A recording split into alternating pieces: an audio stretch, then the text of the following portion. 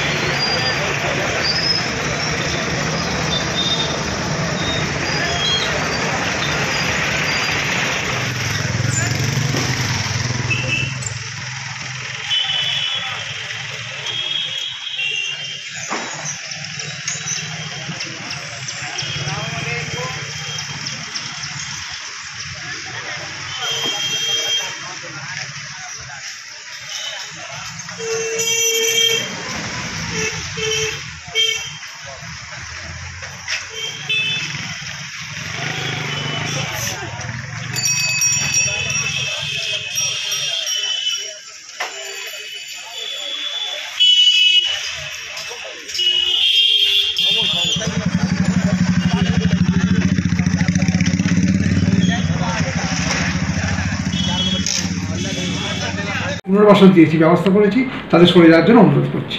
ওখানটা ফাঁকা করে দেবো। হকারদের কি তালিকা তৈরি হয়েছে দাদা?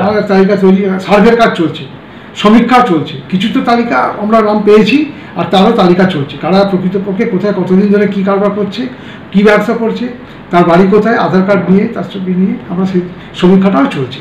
সারা চন্দ্রনগর শহরে একটা বার্তা আগামী দিন পাওয়া যাবে যে এতজন মানুষ তারা এর উপর জীবিকা নির্বাহ করে চলে, তাদের ব্যবস্থা নিশ্চয়ই থাকবে, তাদের কখনই উচ্ছেদ করে বা বিপদগামী কোনো পথ তৈরি করে এই অভিযান কিন্তু চলছে না। কলকাতার মতন চন্দননগরেও বিরোধীরা অভিযোগ তুলছেন যে উর্দি বাজারের দিকে কেন হবে না? না, সব জায়গাতেই হবে। দেখুন, এটা এই একটা কিছু কিছু মানুষের আছে এটা কেন না ওটা কেন না, কিন্তু একসঙ্গে তো সব জায়গায় হবে না।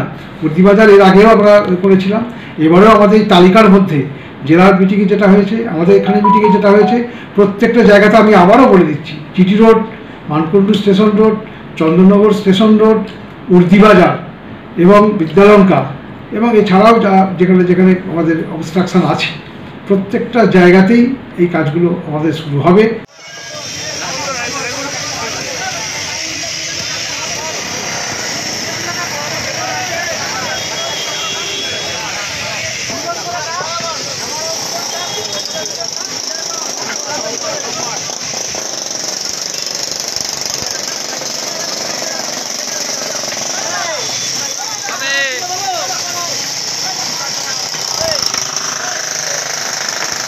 এক সপ্তাহ যাবো বেচাকেনা বন্ধ হয়ে গেল, প্রভাব পড়বেই আমাদের উপরে, বুঝলেন? আপনাদের তো দোকান ছিল, পাকা দোকান। হ্যাঁ, পাকা দোকান এখনো আছে। পুরসভা কি বলছে, কোন অংশটা সরিয়ে নিতে বলছে? তাদের জায়গা চাইছে, তাদের যে জায়গা সেটা চাইছে, আমরা স্বেচ্ছায় ছাড়ছি, কোনো রকমের এগ্রিমেন্ট নেই।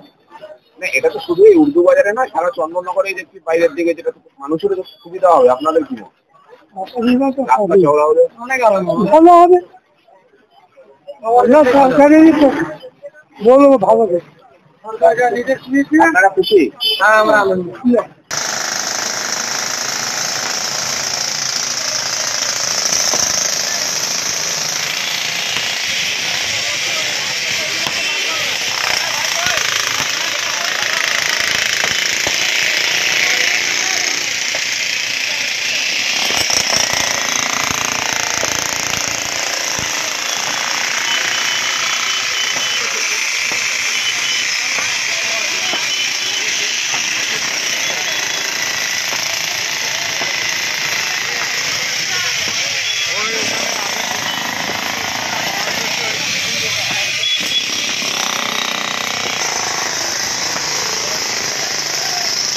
গরিব ছেলে, দুটো ছেলে এমএ পাস বেকার করে খাচ্ছিল, আর দীর্ঘ মাইনরিটির উপরে একটু দয়া ছিল, কিন্তু দয়াটা দেখতে পেলাম, আর বলার কিছু নেই।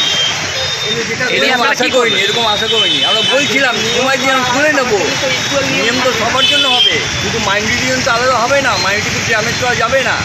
ইডি তো মাইনরিটির জন্য অনেক কিছু করেছেন।